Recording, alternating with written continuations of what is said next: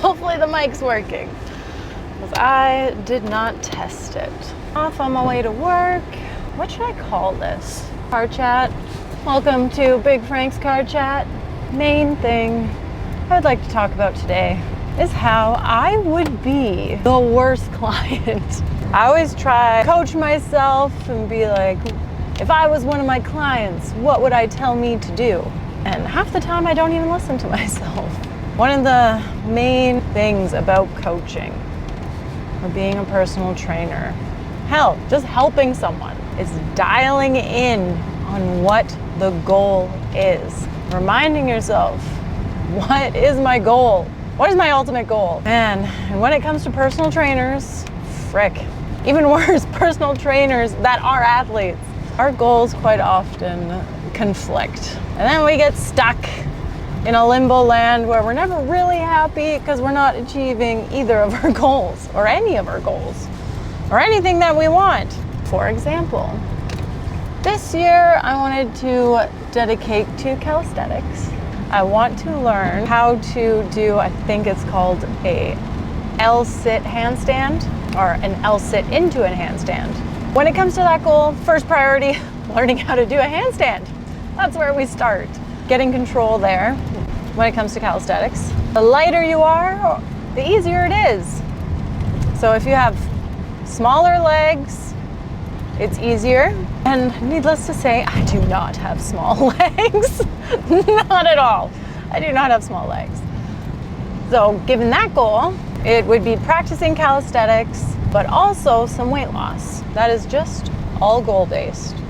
Makes sense, right? Want to learn how to do an L-sit into a handstand, I need to practice calisthenics, master a handstand, and it's easier if you're lighter. However, I am also an athlete. I am currently near the end of my soccer season. Provincials are just around the corner. You don't really want to focus on weight loss in the middle of a soccer season if performance is important to you, which, being a competitive athlete, performance is very important to me. Even when I say, you know what, I'm going to put it on the back burner, it's going to be fine. I'll be okay with not being the best I can be on the field. Every time I get on that goddamn field, I am madder than all hell that I am not doing well, or at least not doing the best to my ability. So, conflicting goal right there. Another conflicting goal, which I know a lot of personal trainers have, especially when they're athletes, is having this image of what they're supposed to look like or what they're supposed to do in order to get clientele or to get people to trust them. AKA having these weight loss documentaries on how they've lost 20 pounds and if they can do it, you can do it. And for athletes, that's just not really how it goes. Depending on the season, timing is everything. So I'm kind of having to figure out what is really important to me. I decided to experiment a little bit with my calories, because when it comes to weight loss, I know some people will argue this, calories are king. If you overconsume, you're going to gain weight. If you underconsume, well, hell, you might be at a standstill if you underconsume for too long, but we won't get on that track.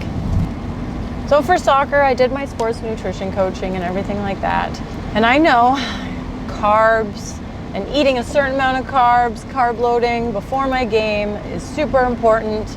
Day of, at least 4 hours before my game, eating my body weight in grams of carbs is vital for my performance.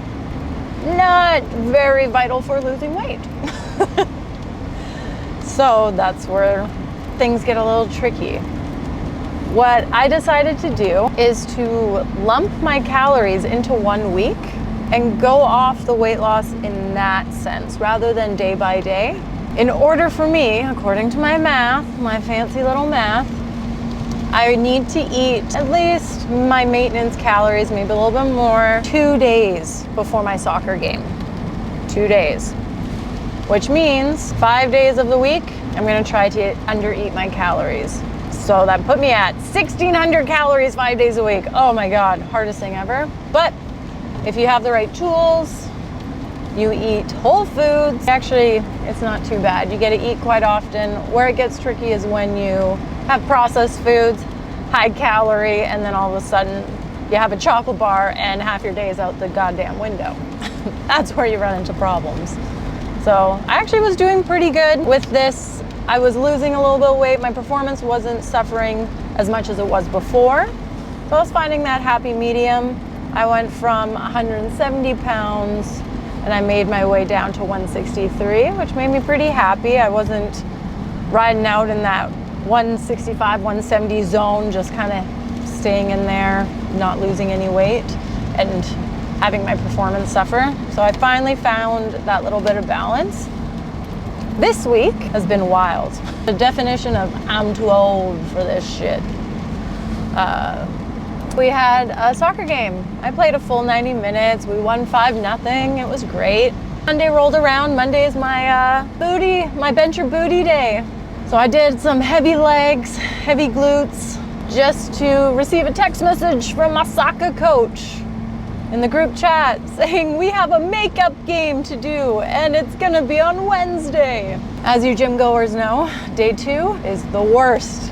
Bottom line soreness, death is what awaits me on Wednesday from my Monday leg day. And now I'm expected to play 90 minutes of soccer against one of the best teams in the Premier League. Okay. Needless to say, I'm supposed to be doing my 1,600 calories yesterday and today. I did not do that. Ate my maintenance and lots of carbs, or am eating lots of carbs to fuel for my Wednesday game. My pec is finally feeling better. So I'm gonna have volleyball on Friday. Hopefully that goes good. Fingers crossed. And I got another game, I believe on Sunday. Again, another 90 minutes of soccer. Semifinals, I believe, for cup play. 7 days, I would have played 3 soccer games and 4 volleyball games, as well as doing a stupid leg day by accident. If I knew I had all this, I would not have worked out at all this week. But you know what? I see lots of mobility and maybe some light running in my future this week, and apparently lots of calories. This week, I'm expecting 0 weight loss. Maybe on the scale, I might even go up in weight, but that's not fat. It's going to be water. Anytime you hop on the scale and there's a drastic change, don't stress out. You did not gain 5 pounds or 3 pounds of fat in a couple days. So take a deep breath. It's all gonna be okay. And just remind yourself of what your end goal is. What goal is truly important to you? Even though, like I said, I wanna have weight loss, my soccer season is ramping up right now, finals, hopefully provincials coming up. My weight loss is gonna have less priority than my performance at this point in time because I know myself.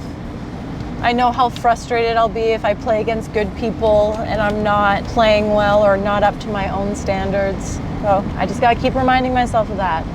When I take these progress photos, when I take my booty photos, I have to remember I am not focusing on that. I'm focusing on soccer. I'm focusing on my health and happiness and not overdoing it and making progress one way or the other.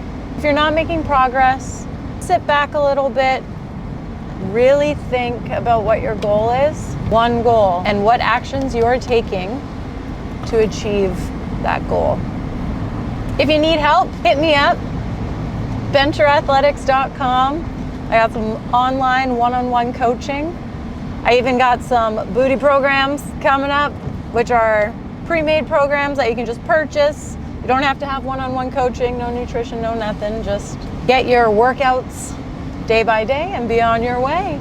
So that's the chat for today. It's getting frickin' hot in here. She's a little toasty. It's getting hot in here. So take off all your clothes. I am getting too hot. I wanna take my clothes off. Okay, heat up. Some goal setting 101, which can really help you dial in on what your goal truly is. I call it the goal pyramid or goal triangle. Each point is either performance is one point, we got aesthetics, aka looks is one point, and we have health as another, or longevity. Okay, there are 3 points. Picture it as a triangle and you get 1 dot. If aesthetics, having a six-pack, looking super lean is your goal, you're gonna put that dot right on that corner of aesthetics. Then you need to take a look at where that dot is in relation to performance and health. Being super lean, focusing on your aesthetics is gonna make your performance and strength suffer, and it's not gonna be healthy. Can say the same for performance. If I want peak performance, I'm gonna put that pin or dot right in the performance corner. Take a look at where that dot is in relation to health and aesthetics. Peak performance, my aesthetics is gonna suffer. Those abs, the six-pack, all that nonsense, body fat percentage, that is going to suffer. And health is definitely going to suffer. This is the biggest misconception. People think athletes are the healthiest people on the face of the planet. Hell no. Athletes are so unhealthy. They're so hard on their body. The amount of calories they have to consume, it's not good for you trying to reach that peak performance. So your health does suffer. Other one, put a pin in health and wellness, right in that corner. Nice dot right in that health and wellness corner. Look where it is. It's super far away from performance and super far away from aesthetics. That's where you need to decide. So for me, I decided I am putting my dot between aesthetics and performance. So I'm kind of, right now, since I'm near the end of soccer season, I'm putting my dot probably over halfway towards performance. And then once soccer season's done, it'll be a lot closer to aesthetics. Sit down, draw out that triangle, write down those corners, and pick where you're going to put your dot. It's toasty, it's too hot in here. So take off all your clothes. I am getting too hot. It's a music, man. Music, man. I don't know. Oh, baby. It's raining men. Hallelujah, it's raining men. Hey. She's raining. In other words, she's pissing down cats and dogs. Maybe I should try to get by this semi. Fuck you, semi. Ooh, fuck you, rain. I can't see. Oh, lots of semis. I'm screwed. I'm gonna be going so slow down the Malahat. That's okay. It's okay.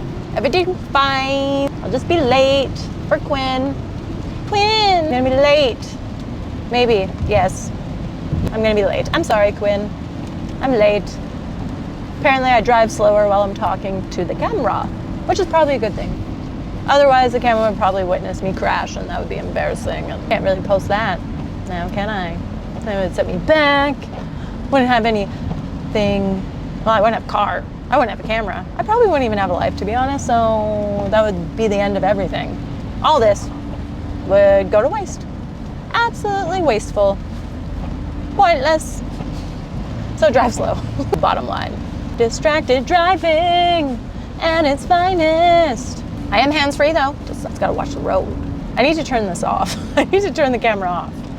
I just don't feel comfortable leaning over and turning it off.